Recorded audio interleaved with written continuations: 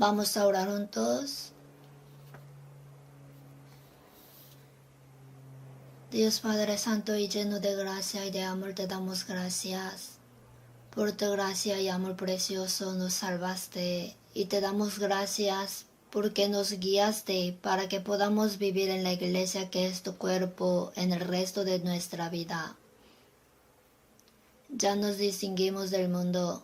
Ahora tenemos una vida preciosa que permanecemos en la iglesia, que es el cuerpo del Señor, cumpliendo su voluntad y predicando el Evangelio del Señor.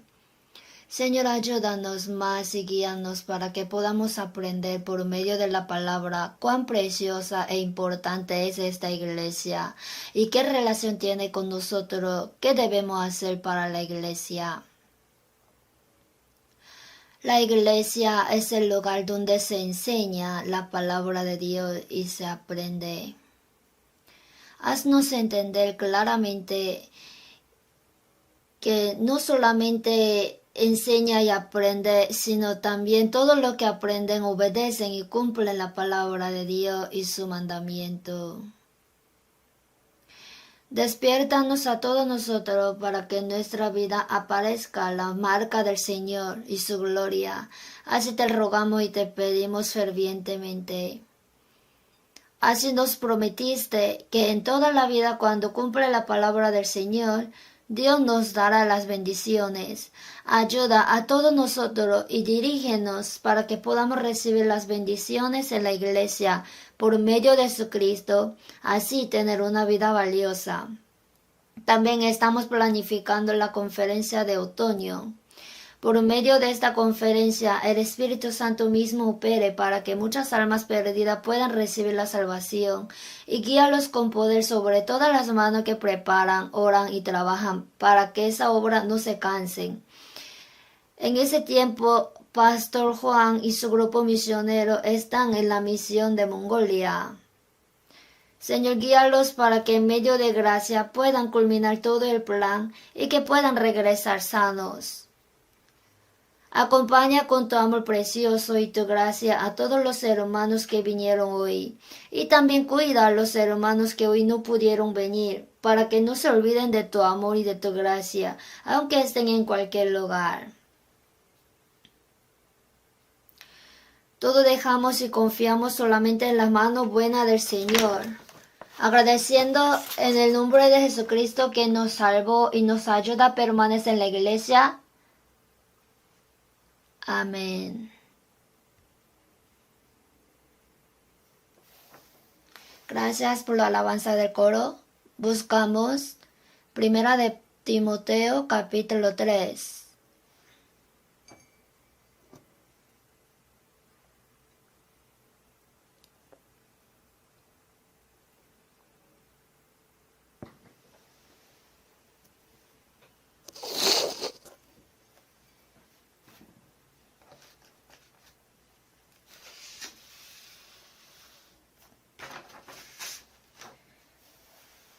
Primera de Timoteo capítulo 3, versículo 14 al 16. Si han buscado 3 versículos, leamos juntos. Esto te escribo, aunque tengo la esperanza de ir pronto a verte, para que si tardo sepas cómo debes conducirte en la casa de Dios, que es la iglesia del Dios viviente, columna y baluarte de la verdad. E indiscutiblemente grande es el misterio de la piedad. Dios fue manifestado en carne, justificado en el Espíritu, visto de los ángeles, predicado a los gentiles, creído en el mundo, recibido arriba en gloria.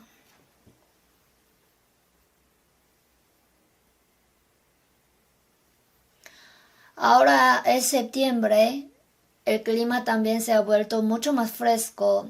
Hoy mientras escuchaba el himno, mi corazón se sentía muy pesado y necesito calmarlo, pero no sé qué hacer. Sinceramente quiero escucharlo una vez más. Hoy cantaron un himno sobre la cruz de Jesucristo. ¿No es la iglesia el lugar donde Jesús es la cabeza? Ahora que hemos sido salvos y vivimos en la iglesia, si no sabemos qué tipo de lugar es la iglesia, nuestra fe no crecerá bien. Pienso que a pesar de que ya tenemos vida en la iglesia, pasamos por alto muchas veces sobre la iglesia.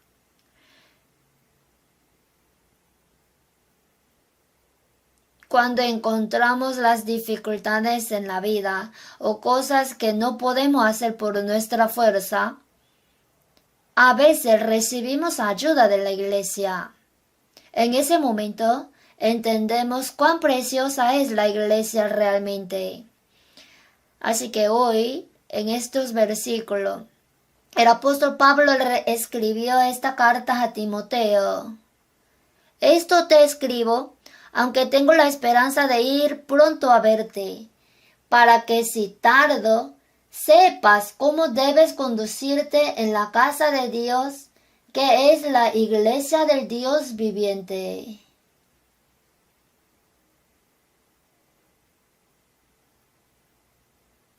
En el versículo 15, para que si tardo, sepas cómo debes conducirte en la casa de Dios, que es la iglesia del Dios viviente, columna y baluarte de la verdad. El tema del sermón de hoy es cómo debe conducirse en la casa de Dios. En la casa de Dios. La casa de Dios dijo que es la iglesia. Vamos a ver más concretamente acerca de la casa de Dios y cómo pienso acerca de la iglesia hasta ahora. Y el tercero, cómo debemos conducirnos en la casa de Dios. Hablaré de estas tres partes hasta que el tiempo nos permita. Si miramos otra vez el versículo 15, para que si tardo sepas cómo debes conducirte en la casa de Dios, que es la iglesia del Dios viviente, columna y baluarte de la verdad.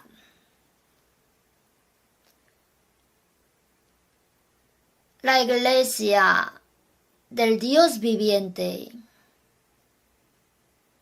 La iglesia en el idioma original es eclesia, como ya la mayoría sabe.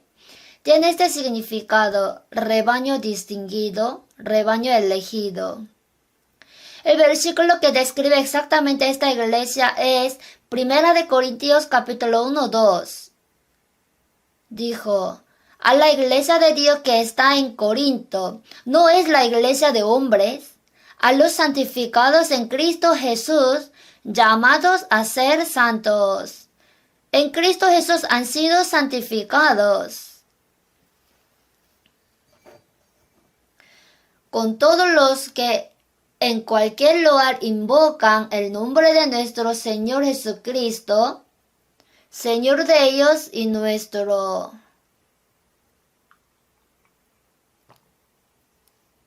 Así expresó. Entonces esta palabra dice que el significado de la iglesia es que una persona no puede ser la iglesia. A los santificados en Cristo Jesús, llamados a ser santos. En Efesios, a los santos y fieles en Cristo Jesús que están en Éfeso. Así está expresado en plural. Jesús dijo en Mateo 18, porque donde están 2 o 3 congregados en mi nombre, allí estoy yo en medio de ellos. Esto es la iglesia. Una persona no es la iglesia. El lugar donde 2 o 3 personas invocan el nombre del Señor y están con el Señor se llama iglesia. Y el que es cabeza de la iglesia dijo que yo también estaré en medio de ellos. Jesús es la cabeza de la iglesia. Cuando Jesús estaba en esta tierra, antes de morir y resucitar, Él dijo en San Mateo 8:20, las zorras tienen guaridas y las aves del cielo nidos, mas el Hijo del Hombre no tiene dónde recostar su cabeza. La cabeza tiene que estar recostada en el cuerpo. Sin embargo, cuando Jesús estaba en el mundo vivo, el cuerpo de Jesús aún no se había formado. Entonces, después de que Jesús murió en la cruz y resucitó, el lugar donde se reúnen las personas que creen en la muerte y la resurrección de Jesús se llama la iglesia. Y la cabeza de la iglesia es Jesús. Ahora sabemos bien estas cosas. La iglesia así no puede ser creada ni formada por hombres, porque esta iglesia dice en la Biblia: ¿cuándo predestinó Dios a Cristo? En Hechos 3:20, y Él envió a Jesucristo, que os fue antes anunciado. Quien predestinó desde la creación del mundo envió a Cristo. Y Cristo es la cabeza de la iglesia, ¿verdad? Por lo tanto, podemos ver que la iglesia también fue predestinada antes de la creación. Según nos escogió en Él antes de la fundación del mundo, dijo en Efesios. Está hablando que la persona que fueron salvas en Cristo es la iglesia. La iglesia tal no puede ser construida por hombres. ¿Por qué? Porque desde antes de la creación del mundo, la iglesia existía en la voluntad y el plan de Dios. Entonces está muy mal si una persona dice que la iglesia es de alguien. La gente no puede crear ni formar una iglesia. La iglesia está formada únicamente por Dios Jesucristo. El apóstol Pedro respondió a Jesús así: tú eres el Cristo, el Hijo del Dios viviente. Cuando confesó así su fe, Jesús: sobre esta roca edificaré mi iglesia. ¿Quién fundó la iglesia? Jesús.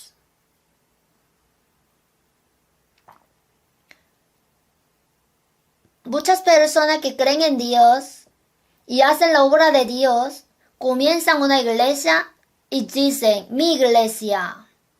Es una expresión incorrecta. No es su iglesia, sino es la iglesia de Dios. Jesucristo fundó la iglesia. Entonces podemos ver claramente que la iglesia no está formada por personas, sino solo por Jesús. Ahora, esta iglesia tiene una forma, una estructura. Cuando miramos los edificios, tienen varias estructuras, ¿verdad? Esta iglesia también tiene una estructura. Cuando yo hablo así, mucha gente piensa en el edificio de la iglesia.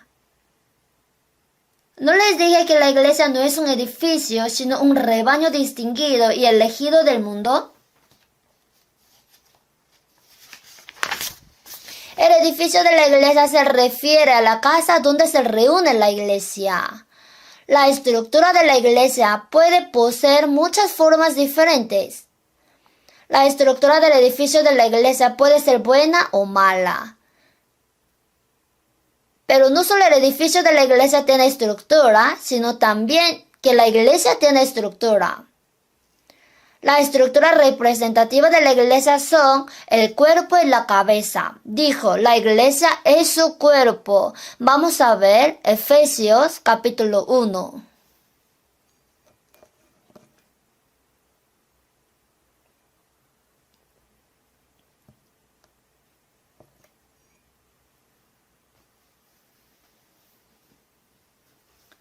Versículo 22, leo.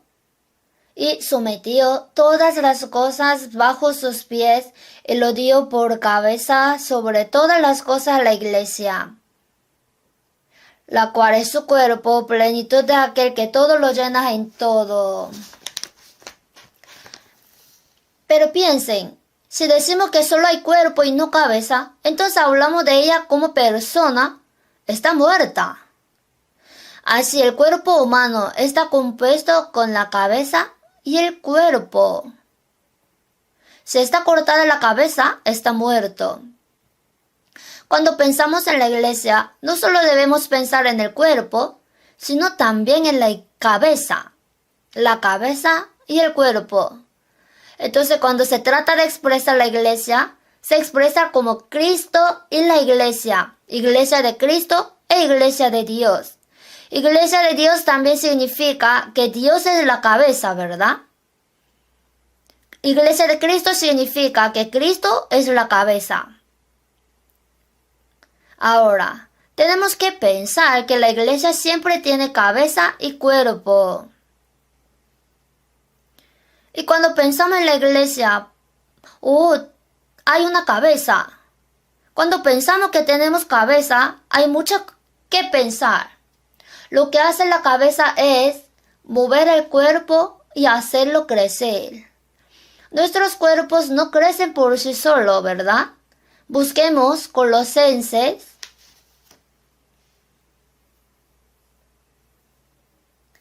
Colosenses capítulo 2, 19.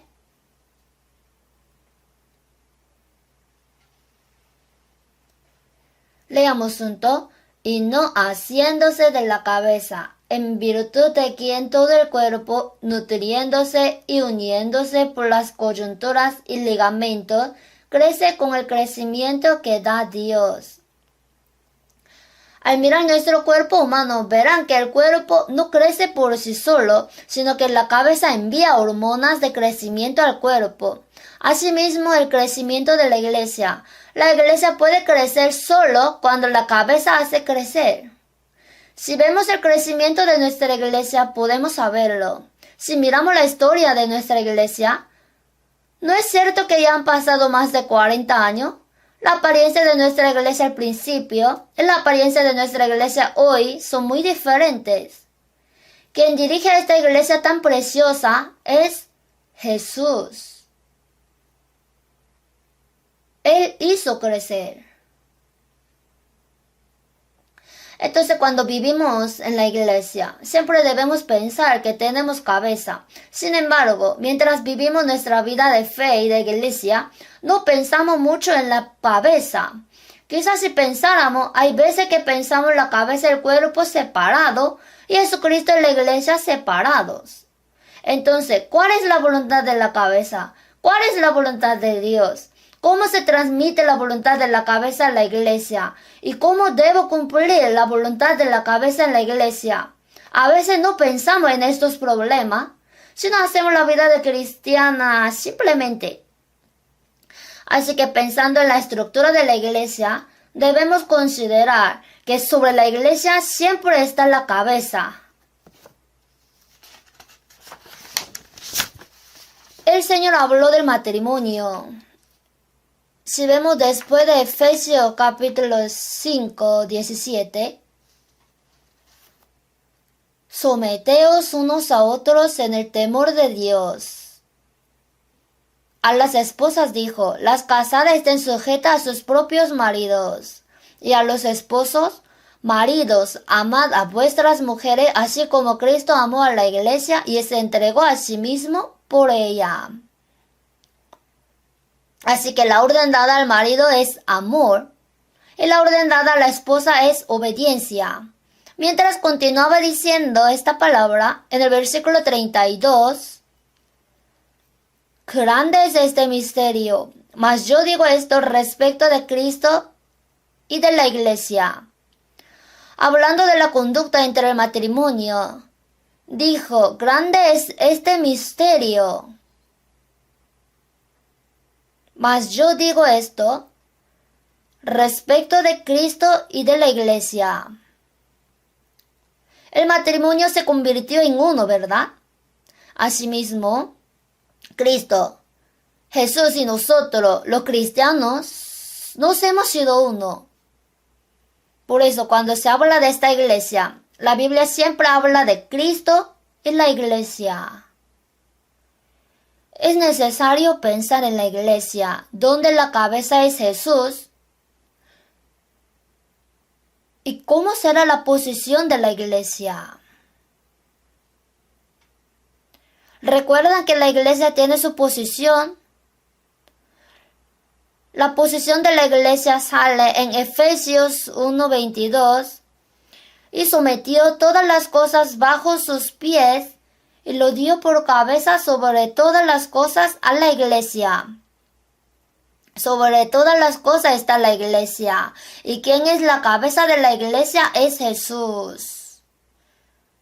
El significado de todas las cosas se refiere a todas las cosas creadas por Dios.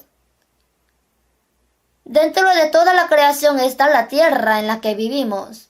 Entonces, si lo miramos en un sentido más amplio, sería el universo. Y lo que está sobre el universo es la iglesia. Así es la posición de la iglesia. Considerando que esta iglesia está en una posición tan alta, no podemos vivir fácilmente nuestras vidas en la iglesia como queramos. Algunas personas dicen fácilmente, ¿qué clase de iglesia es esta? ¿Por qué esta iglesia no tiene amor? Hablan descuidadamente de la iglesia. La iglesia no es un lugar donde la gente pueda hablar descuidadamente, porque es la iglesia de Dios, es porque Cristo es la cabeza.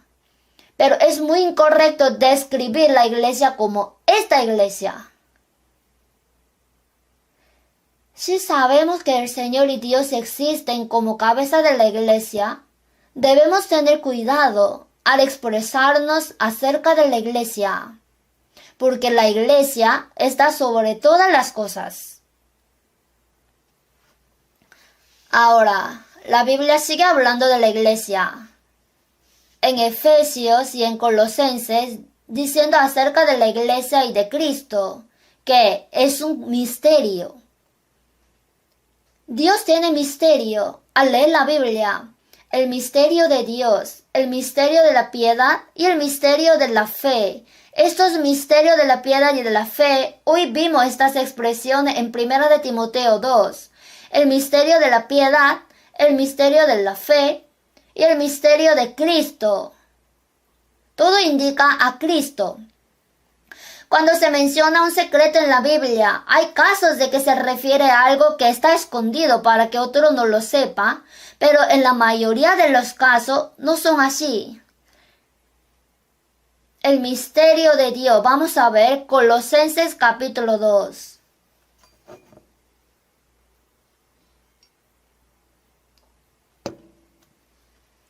Colosenses capítulo 2, versículo 2. Para que sean consolados sus corazones, unidos en amor, hasta alcanzar todas las riquezas de pleno entendimiento, a fin de conocer el misterio de Dios el Padre y de Cristo. El misterio de Dios el Padre y del Cristo. Cristo es el misterio, pero ¿puede comprender fácilmente que Cristo es un misterio? Un misterio es algo que está escondido para que otros no lo sepan, pero Cristo es predicado a todos. No hay nadie que no conozca a Cristo. Pero ¿por qué dice la Biblia que el misterio de Dios es Cristo? El significado de misterios aquí se refiere a la verdad de Dios que ha sido abierta y revelada. Se dice que la verdad revelada es un misterio. Todo está abierto para que todos lo sepan, pero no puede entenderlo. Eso es asombroso. Cristo es el misterio de Dios y la iglesia también. La gente realmente no sabe qué tipo de lugar es la iglesia. Especialmente las personas que no han recibido la salvación no saben cómo es la iglesia. Sin embargo, los salvos deben ir conociendo la iglesia. Una persona salva debe ir conociendo a Cristo, ¿verdad? En Oseas 6:3, y conoceremos y proseguiremos en conocer a Jehová. Pero si está prosiguiendo en conocer a Jehová, ¿se está esforzando por conocer a Jehová? Dijo que este aspecto es el misterio de Cristo y de la iglesia. El misterio de Dios es Cristo. Y el misterio de Cristo es la iglesia. Porque vamos a ver Efesios capítulo 3. El apóstol Pablo dice, capítulo 3, versículo 3, que por revelación me fue declarado el misterio, como antes lo he escrito brevemente, leyendo lo cual podéis entender cuál sea mi conocimiento en el misterio de Cristo. Dios declara claramente en Colosenses 2:2 que el misterio de Dios es Cristo. Y en Efesios 3:4 podéis entender cuál sea mi conocimiento en el misterio de Cristo.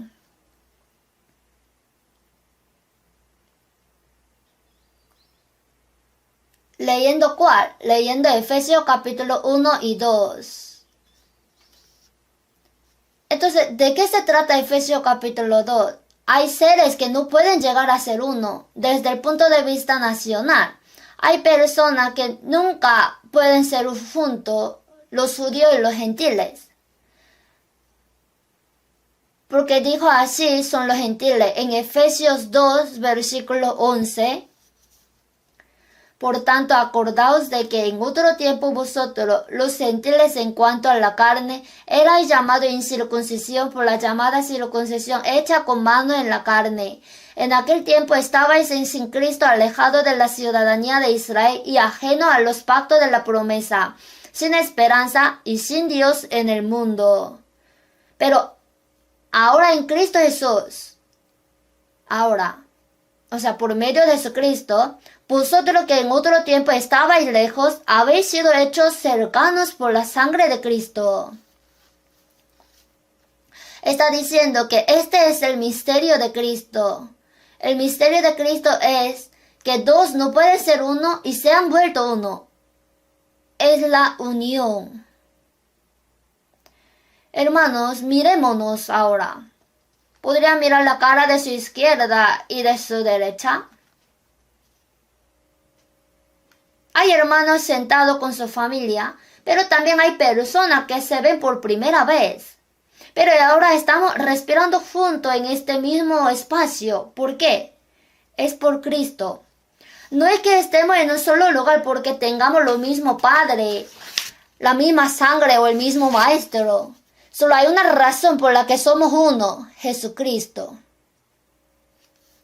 El misterio de Cristo, el que hizo ser uno a los dos diferentes. Los gentiles y los judíos nunca pudieron llegar a ser uno, pero sorprendentemente llegaron a ser uno a través de Jesucristo. Asimismo, Dios y los pecadores nunca podían ser uno, pero se convirtieron en uno.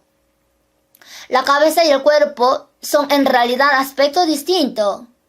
La cabeza y el cuerpo se volvieron uno para formar una sola carne. La Biblia revela los misterios de Dios, de Cristo y así de todos. Pero hay muy pocas personas que realmente lo comprenden. Entre la gente del mundo y entre los cristianos salvos, no hay mucha gente que viva para conocer el misterio de Dios, de Cristo o el misterio de Cristo.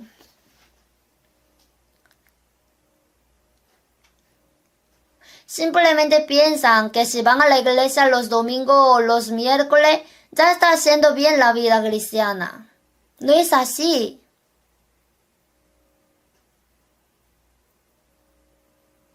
La iglesia fue edificada por Dios y Dios puso la iglesia por encima de todas las cosas.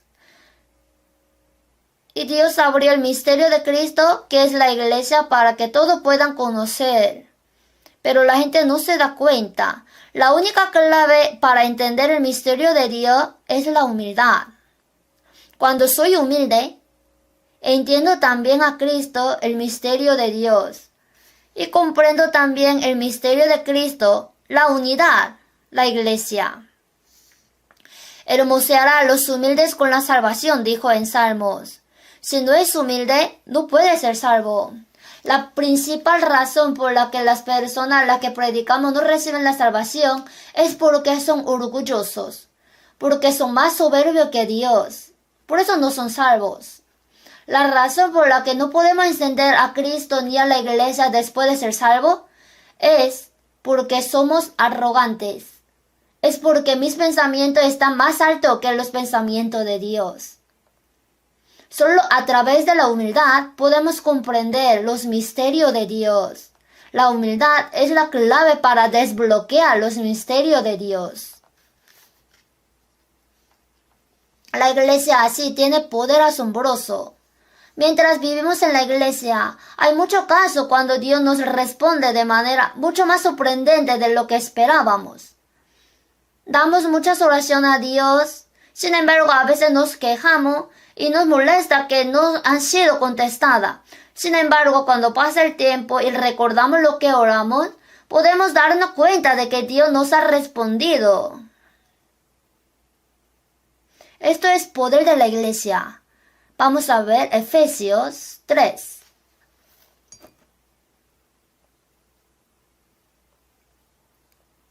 Efesios capítulo 3, 18. Leo. Seáis plenamente capaces de comprender con todos los santos cuál sea la anchura, la longitud, la profundidad y la altura, y de conocer el amor de Cristo que excede a todo conocimiento, para que seáis llenos de toda la plenitud de Dios. Y a aquel que es poderoso para hacer todas las cosas mucho más abundantemente de lo que pedimos o entendemos, según el poder que actúa en nosotros. A él sea gloria en la iglesia, en Cristo Jesús, por todas las edades, por los siglos de los siglos. Amén. ¿No es asombroso? El Señor es la cabeza de la iglesia. Entonces, la iglesia tiene poder asombroso. Tuvimos conferencia de verano y pronto vamos a tener conferencia de otoño, pero en cada conferencia o en los seminarios hay personas que traen mucha gente. Cuando miramos a esta persona, decimos, tiene un poder asombroso, pero en realidad el poder está en la iglesia. Por supuesto, no estoy ignorando a cada individuo. El individuo trabajó duro, como fue fiel a Dios, Dios le usó. Sin embargo, el poder real que tiene esa persona proviene de la iglesia, no es del poder de cada individuo. Mi mano derecha es muy fuerte. Si le pego una vez, se puede morir esa persona, aunque no lo crean. ¿Acaso mi mano derecha tiene poder? Si se corta la mano derecha, no tiene poder. La mano derecha tiene poder cuando está en el cuerpo, pero la mano derecha en sí no tiene poder. En 1 Corintios 12, 27, vosotros pues sois el cuerpo de Cristo y miembros cada uno en particular. Jesús es la vid y nosotros somos los pámpanos. Si los pámpanos permanecen en la vid, naturalmente llevan fruto. No debe confundirse. ¿Dónde está todo ese poder? En la iglesia. Es necesario que pensemos en este aspecto de la iglesia. Dios puso esta iglesia sobre todas las cosas.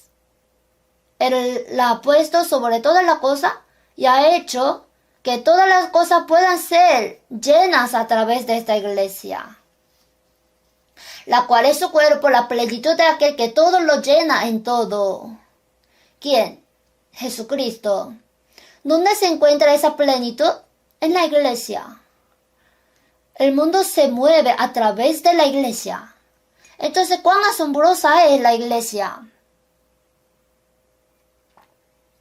Y al dejar la iglesia sobre todas las cosas, la iglesia está llenando el mundo.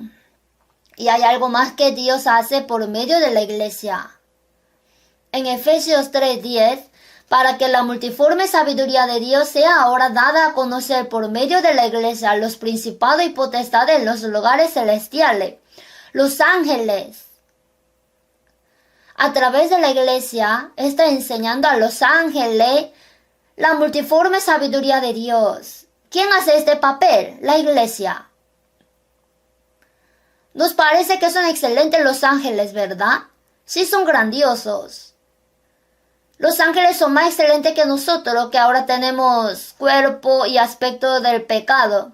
Sin embargo, a esos ángeles hace conocer la multiforme sabiduría de Dios a través de la iglesia. Así es la iglesia. ¿Cuál es lo fundamental de la multiforme sabiduría de Dios?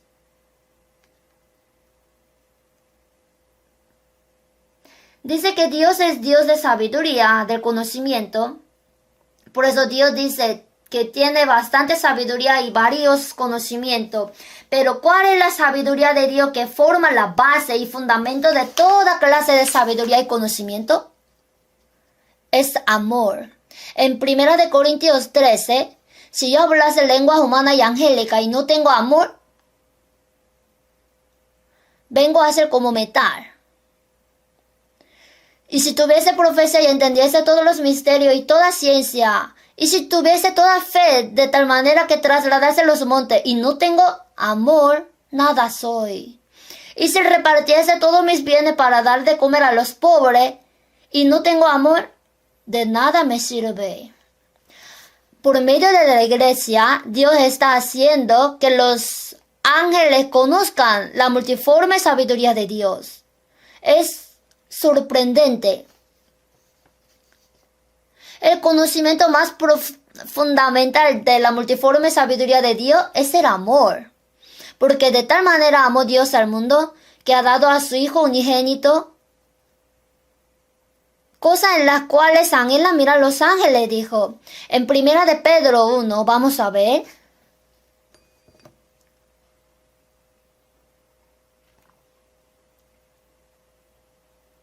Primera de Pedro, capítulo 1, 10. Los profetas que profetizaron de la gracia destinada a vosotros inquirieron y diligentemente indagaron acerca de esta salvación,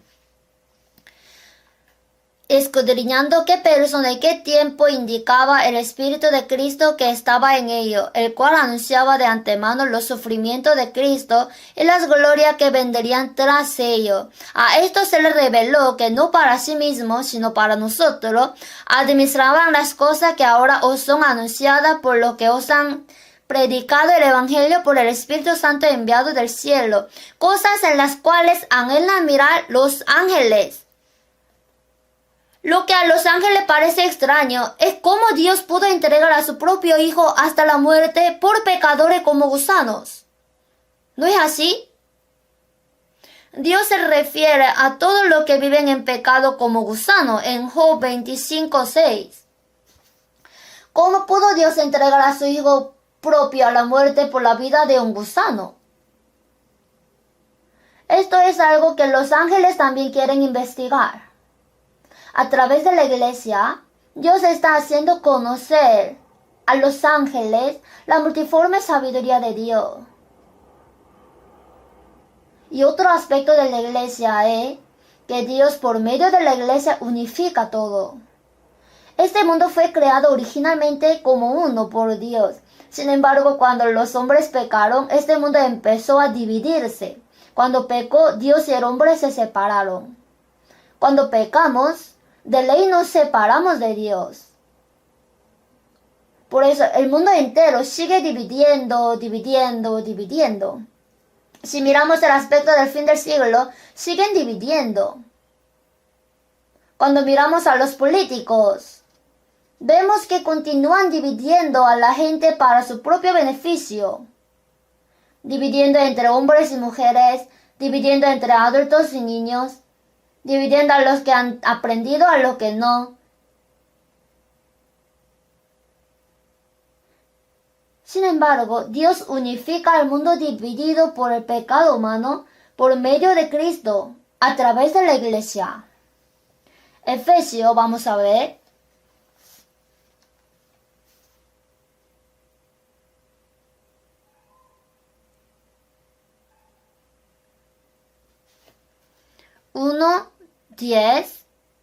Efesios 1:10, leamos junto, de reunir todas las cosas en Cristo, en la dispensación del cumplimiento de los tiempos, así las que están en los cielos como las que están en la tierra.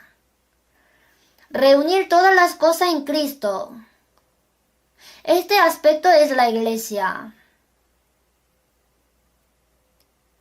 La iglesia está levantada sobre todas las cosas. A través de la iglesia llena todo. Y a través de la iglesia hace conocer la multiforme sabiduría de Dios.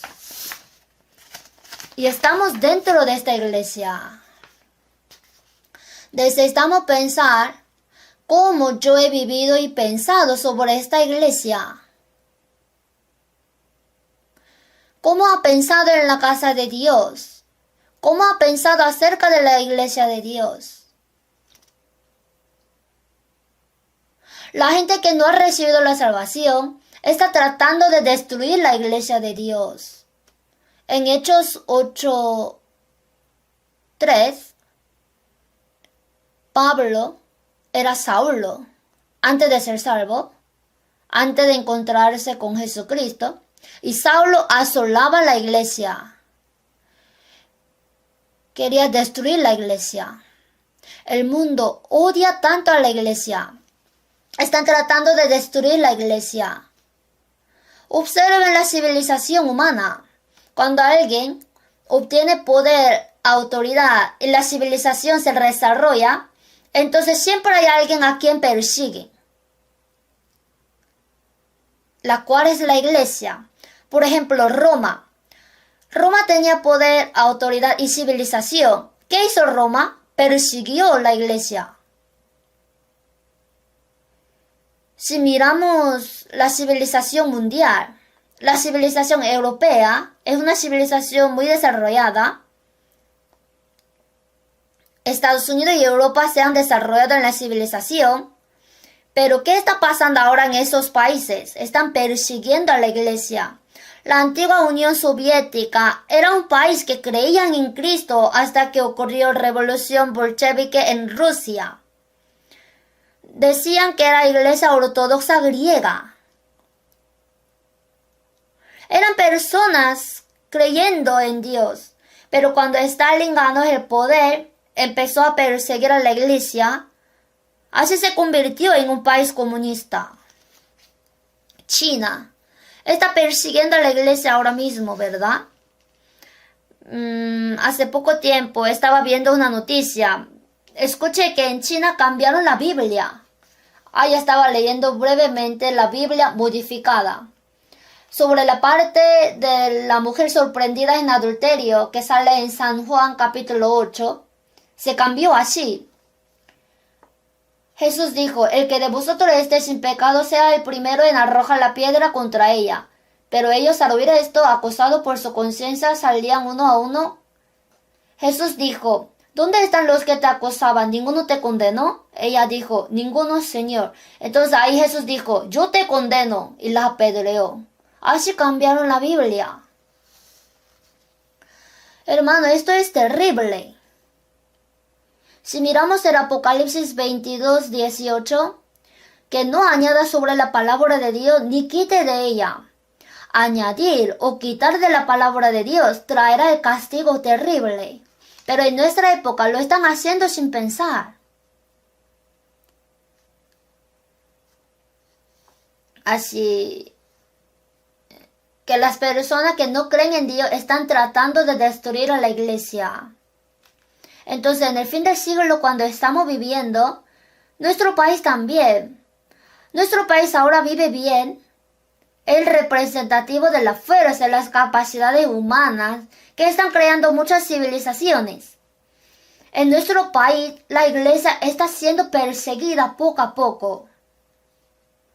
Jesús dijo en 1 de Juan 3:13, hermanos míos, no os extrañéis si el mundo os aborrece. En San Juan 15, si el mundo os aborrece, sabed que a mí me ha aborrecido antes que a vosotros. Si fuerais del mundo, el mundo amaría lo suyo. Pero porque no sois del mundo, antes yo os elegí del mundo, por eso el mundo os aborrece. ¿Por qué el mundo odia a la iglesia y a Jesús? En San Juan 7:7, no puede el mundo aborreceros a vosotros, mas a mí me aborrece, porque yo testifico de él que sus obras son malas. Jesús dijo que el mundo es malo. De verdad, el mundo es malo. Por eso el mundo odia a Jesús. Y les toca aborrecer a los que creen en Jesús, a los que fueron elegidos por Dios. Bienaventurados los que padecen persecución por causa de la justicia, porque de ellos es el reino de los cielos. Bienaventurados sois cuando por mi causa os vituperen y os persigan, y digan toda clase de mal contra vosotros mintiendo. Gozaos y alegraos, porque vuestro galardón es grande en los cielos, porque así persiguieron a los profetas que fueron antes de vosotros. Si seguimos al Señor, el mundo va a odiar a los que siguen al Señor, a la iglesia. Es natural.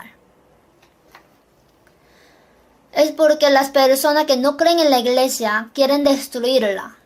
Entonces, los incrédulos están persiguiendo a la iglesia, tratando de destruirla y se burlan de la iglesia.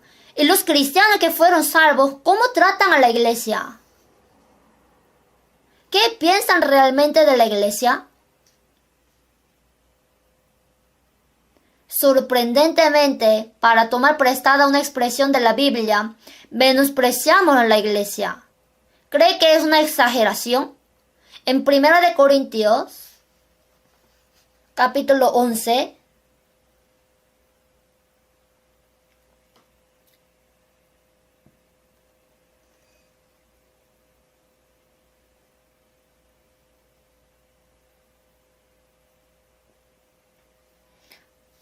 (11, 17) leo: Pero al anunciaros esto que sigue, no os alabo, porque no os congregáis para lo mejor, sino para lo peor. Los santos corintios tuvieron una reunión donde tomaron Santa Cena, pero al anunciaros esto que sigue, no os alabo. La razón es el versículo 18, pues en primer lugar, cuando os reunís como iglesia, oigo que hay entre vosotros divisiones, y en parte lo creo, porque es preciso que entre vosotros haya disensiones, para que se haga manifiesto entre vosotros los que son aprobados. Cuando pues os reunís vosotros, esto no es comer la cena del Señor, porque al comer cada uno se adelanta a tomar su propia cena, y uno tiene hambre y otro se embriaga. ¿Por qué hacen esto? Si es la cena de Dios.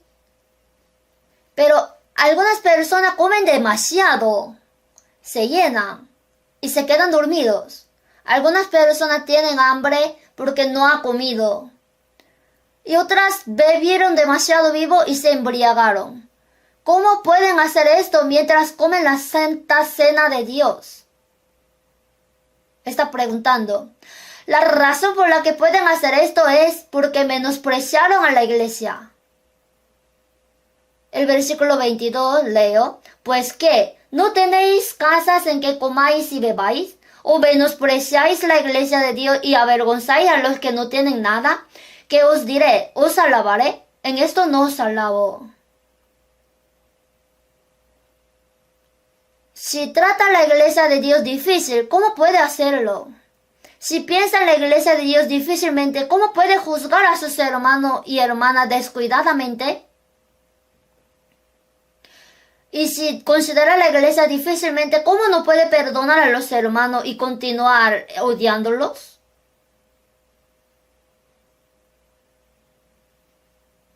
Hermanos, hay momentos cuando le digo mala palabra a mi hijo fuerte. Digo, tú ladrón. Es cuando se olvida de dar el diezmo. En Malaquías dijo: ¿En qué te hemos robado? En vuestro diezmo y ofrendas. ¿Cómo robas a Dios? Es imposible robarle al presidente. Entonces, ¿cómo se le puede robar a Dios? Pero está robando. ¿Por qué? Porque menosprecia a la iglesia. ¿Quién es la cabeza de la iglesia? El Señor. Menospreciar la iglesia es menospreciar al Señor.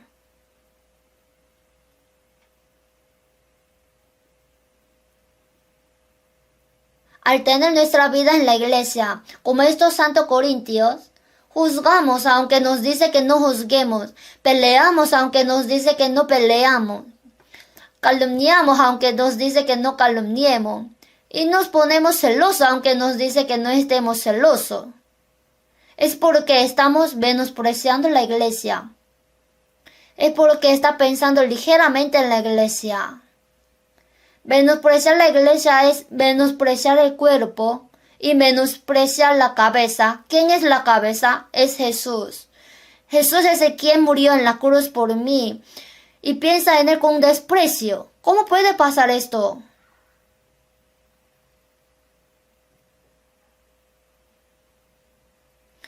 Cuando se trata de pensar en la iglesia, debe pensar como el fundamento de mi vida. Dios ha puesto a los cristianos salvos en la iglesia. No nos dejó solos en el mundo, nos dejó en la iglesia. Para los incrédulos del mundo, la iglesia es un objeto de destrucción y persecución. Y aquellos que todavía carecen de fe y no saben qué es la iglesia pueden menospreciarla. Pero, ¿qué deberíamos pensar nosotros, los cristianos normales de la iglesia? Tenemos que pensar como mi vida es como fundamento de mi vida. Donde comienza la vida cristiana es la iglesia. Si vemos Salmos 8, 3, 4, cuando veo tu cielo, obra de tus dedos, la luna y las estrellas que tú formaste, digo, ¿qué es el hombre para que tengas de él memoria? ¿Y el hijo del hombre para que lo visites?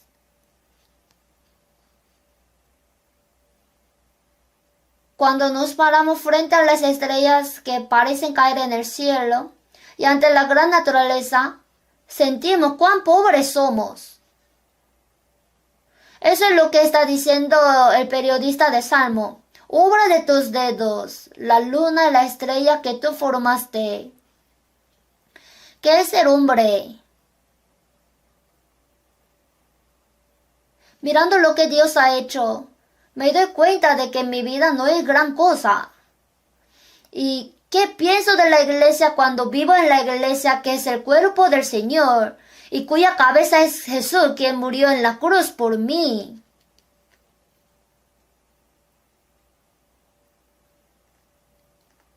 Por lo menos una vez deberíamos pensar.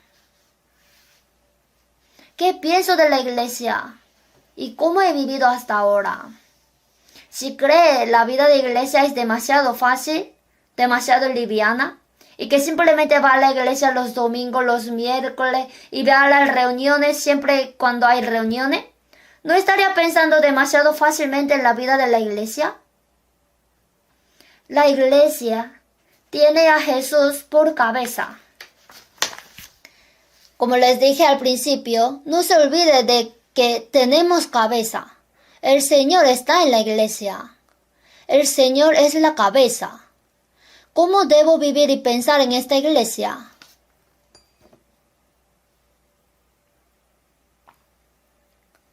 ¿Qué debería hacer finalmente en la casa de Dios? ¿Cómo debo comportarme en la casa de Dios? ¿Qué tipo de vida deberíamos tener? ¿Qué tipo de actitud y qué tipo de pensamiento?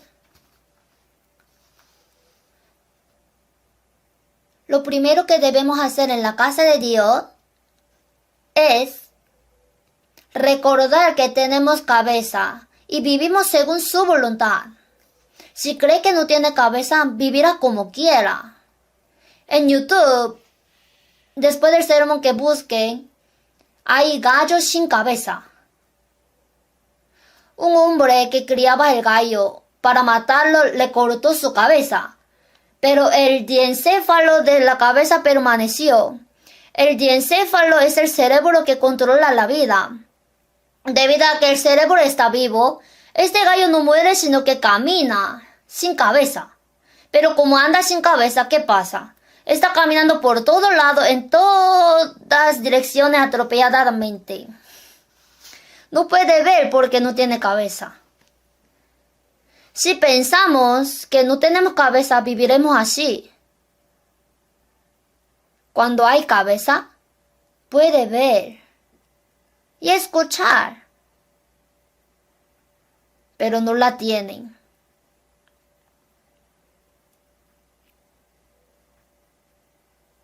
La palabra de Jueces, capítulo 19, 20, 21, 22, quiere decir que el levita que estaba ofreciendo un sacrificio a Dios tomó una concubina.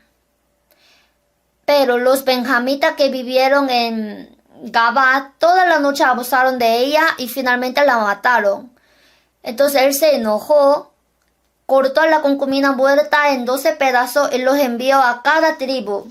Al recibir el cadáver de la concubina, las tribus de Israel dijeron: ¿cómo pudo suceder esto entre los israelitas? Y se enteraron de que la tribu de Benjamín había hecho esto. Entonces las tribus de Israel decidieron hacer la guerra. Ahí la tribu de Benjamín casi desapareció. ¿Y cómo termina la Biblia? En estos días no había rey en Israel, cada uno hacía lo que bien le parecía. ¿Qué quiere decir? Que no había cabeza.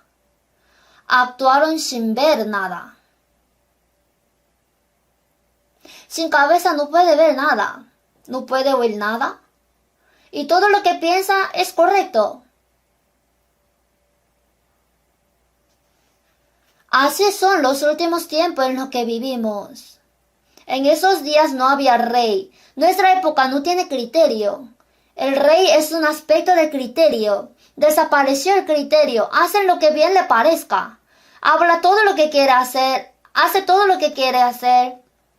Entonces fácilmente los hombres se convierten en mujeres y las mujeres en hombres. Indicando hombre dice que es mujer. Hacen según su manera. No hay ninguna manera para controlar. Sin embargo, en la casa de Dios, vivir según la voluntad de la cabeza es lo más fundamental que se puede hacer en la casa de Dios. Saber cuál es la voluntad de la cabeza. ¿Qué quiere la cabeza? ¿Qué requiere el Señor de mí? Tengo que pensar en esto y vivir, ¿verdad? ¿Cómo han estado viviendo en la iglesia?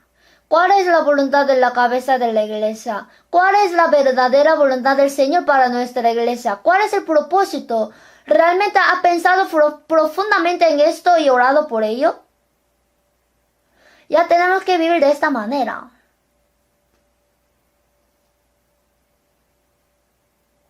La Biblia nos dice esto. Isaías 55.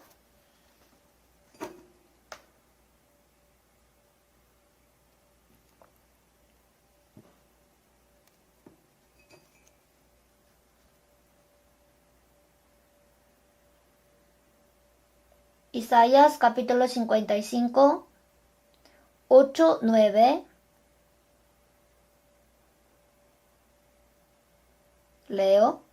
Porque mis pensamientos no son vuestros pensamientos, ni vuestro camino mis caminos, dijo Jehová. Como son más altos los cielos que la tierra, así son mis caminos más altos que vuestros caminos, y mis pensamientos más que vuestros pensamientos.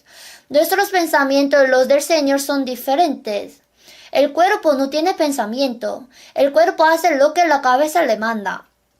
Pero nosotros, los miembros del cuerpo, tenemos nuestros propios pensamientos. Por eso el Señor nos dice que no confiemos en nuestros pensamientos, que dejémoslo. El versículo 7, leamos junto. Deje el impío su camino, y el hombre inicuo sus pensamientos, y vuélvase a Jehová, el cual tendrá de él misericordia, y al Dios nuestro, el cual será amplio en perdonar.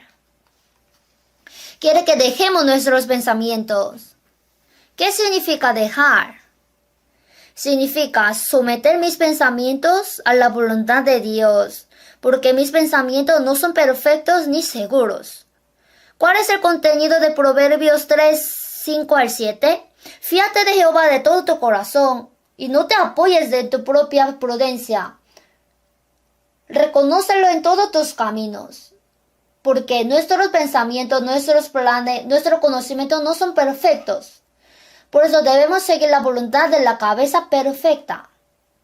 Si pensamos en términos de cabeza y cuerpo, es lo mismo que pensar con un cuerpo que no puede pensar.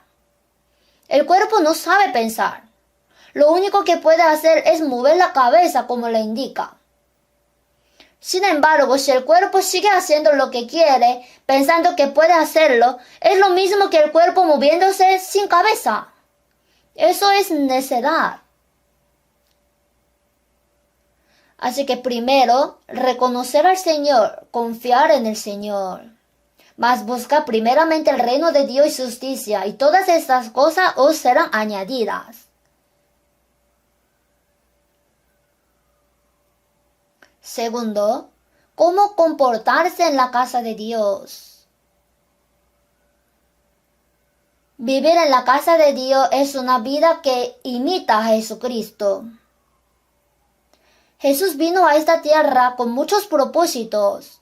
Él vino a esta tierra para cumplir la voluntad del Padre. Vino a esta tierra para restaurar la gloria de Dios. También vino para perdonar nuestros pecados.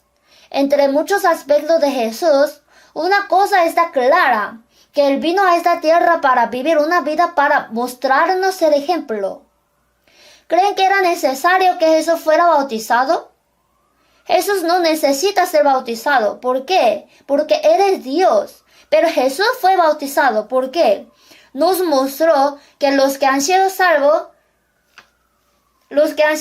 mediante la muerte y la resurrección de Jesucristo deben ser bautizados. En San Juan 13, Jesús lavó los pies de sus discípulos poniendo agua en un recipiente. Hay algo que dice Jesús después de lavar los pies. Vamos a ver San Juan 13. Vamos a ver lo que dijo Jesús.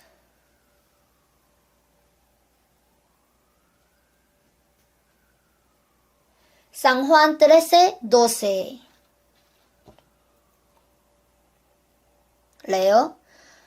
Así que después que les hubo lavado los pies, tomó su manto, volvió a la mesa y les dijo, ¿sabéis lo que os he hecho? Vosotros me llamáis maestro y señor, decís bien porque lo soy. Pues si soy el señor y el maestro, he lavado vuestros pies, vosotros también debéis lavaros los pies los unos a los otros. El 15 leamos junto. Porque ejemplo os he dado para que como yo os he hecho, vosotros también hagáis. Lo que Jesús dijo después de lavar los pies. ¿Sabéis lo que os he hecho? Porque ejemplo os he dado. Para que como yo os he hecho, vosotros también hagáis. Entonces, la vida de la iglesia es vivir como hizo Jesús. Eso es exactamente lo que la iglesia debe hacer. Yo actúo como hizo Jesús.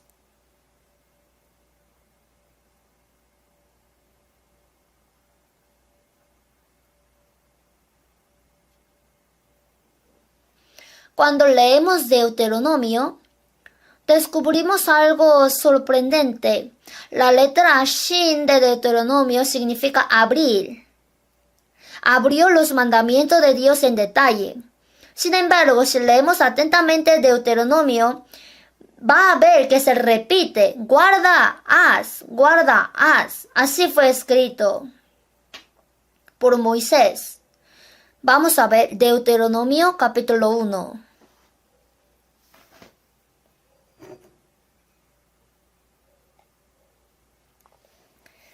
Capítulo 1, versículo 3.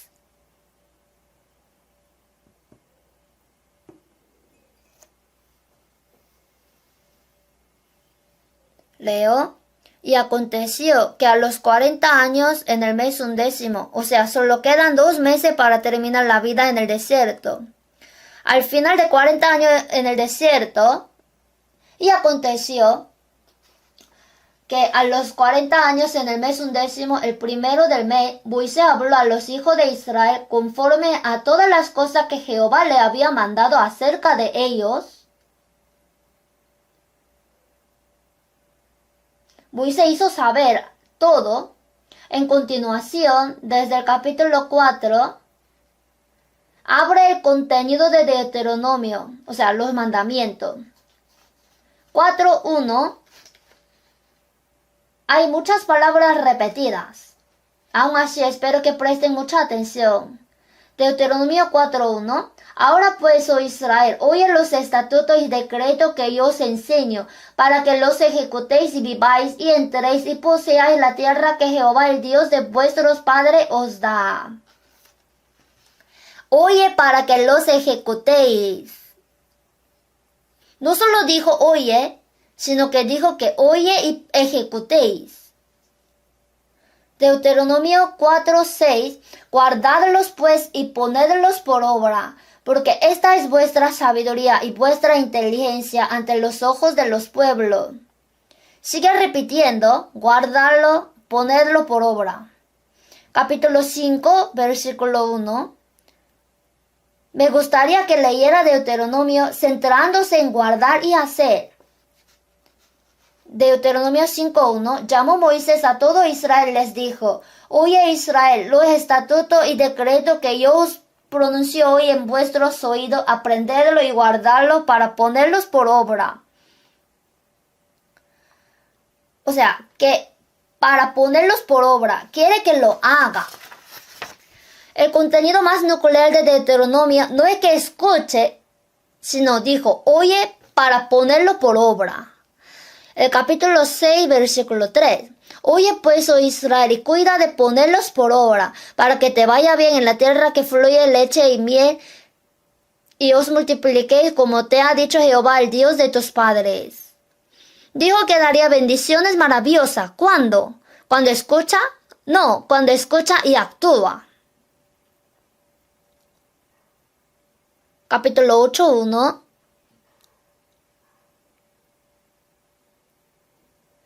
Cuidaréis de poner por obra todo mandamiento que yo os ordeno hoy, para que viváis y seáis multiplicados, y entréis y poseáis la tierra que Jehová prometió con juramento a vuestros padres. Cuidaréis de por obra. Sorprendentemente existen muchas palabras similares. El versículo que conocemos bien, Deuteronomio 17:19, lo tendrá consigo y leerá en él todos los días de su vida, para que aprenda a temer a Jehová su Dios, para guardar todas las palabras de esta ley y estos estatutos, para ponerlos por obra. El contenido de Deuteronomio no es para que oiga, sino que lo haga. Miremos Deuteronomio capítulo 28. Dios dijo que bendecirá a los israelitas si obedecen y los maldecirá si desobedecen. El capítulo 28 comienza así.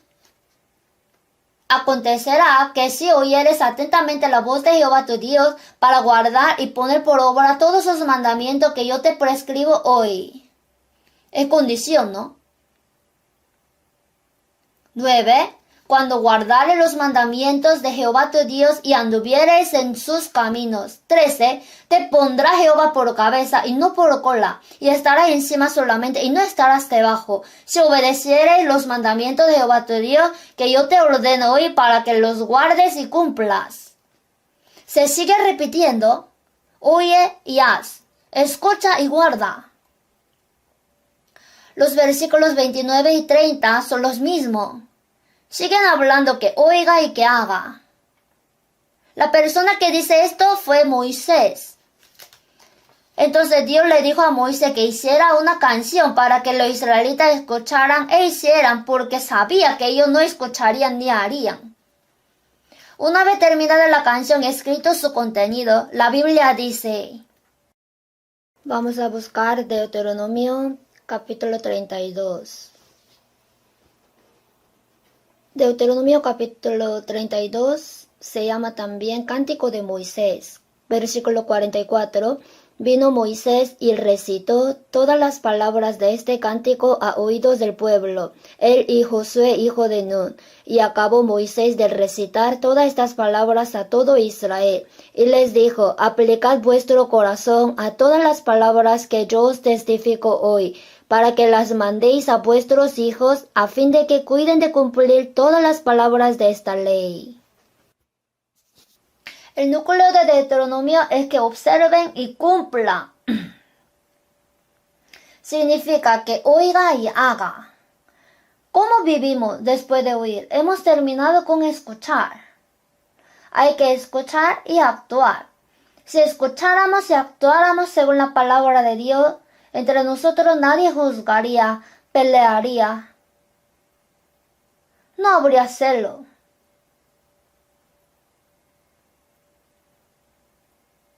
Si lo hemos oído y hecho, hay un mandamiento nuevo que Jesús nos ha dado. En San Juan 13:34, un mandamiento nuevo os doy, que os améis unos a otros. Si hemos escuchado la palabra y la hemos guardado, verdaderamente tenemos amor. Por supuesto, debido a que existen tales aspectos, estamos testificando de la palabra de Dios y predicando el Evangelio. Sin embargo, hay mucha gente que hace eso. También hay entre nosotros quienes no pueden hacerlo. Y acerca de Moisés, Dios describe a Moisés en Deuteronomio así. Esta es la evaluación de Moisés. ¿No tiene curiosidad de su evaluación? Pensemos en cómo Dios evaluará mi aspecto final. La evaluación final que Dios hizo de Moisés fue esta. Deuteronomio 34,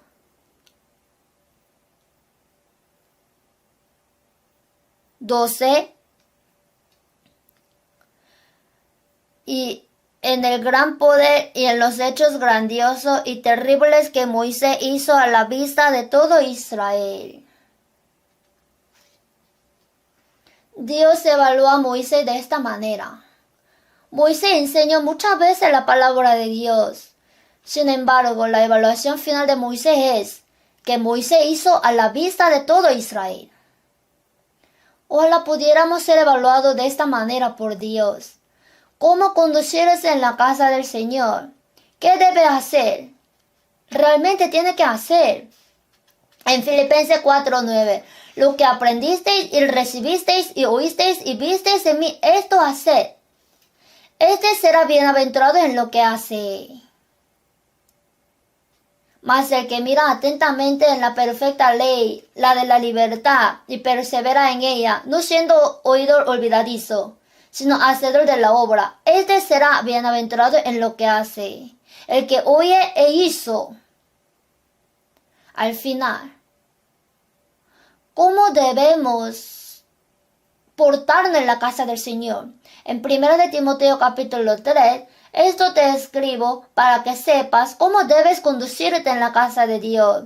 Y luego habla en el capítulo 4, 5 y 6. El contenido nuclear del capítulo 5, 6 es que no caiga en la fe hasta el final. Para no tropezar, no discuta, porque el ejercicio corporal para poco es provechoso, pero la piedad para todo aprovecha. Pero gran ganancia es la piedad acompañada de contentamiento. La razón por la que dijo estas palabras era para que no tropiece. Lo más importante de lo que hacemos en la casa de Jehová es seguirlo hasta el final y encontrarlo. Al final tiene que encontrarse con el Señor. No debe rendirse a mitad de camino. Pero terminaremos después de leer un versículo, Hebreos capítulo 3, versículo 14.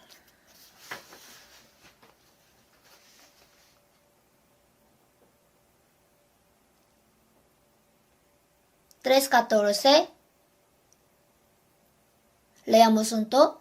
Porque somos hechos participantes de Cristo. Otra vez leamos. Porque somos hechos participantes de Cristo, con tal que retengamos firme hasta el fin nuestra confianza del principio. Somos hechos participantes de Cristo. Esto significa que disfrutará de las bendiciones que el Señor le da en Cristo. ¿Cuándo? Con tal que retengamos firme hasta el fin nuestra confianza del principio.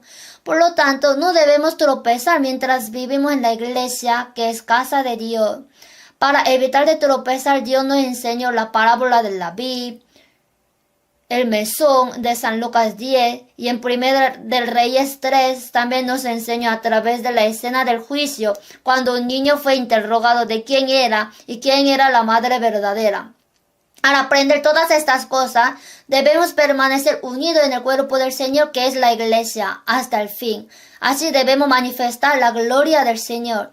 Cuán preciosa es la Iglesia en nuestra vida y cuán maravilloso es Cristo. Debemos vivir orando cada día para que podamos entenderlo en nuestra vida. ¿Vamos a orar juntos?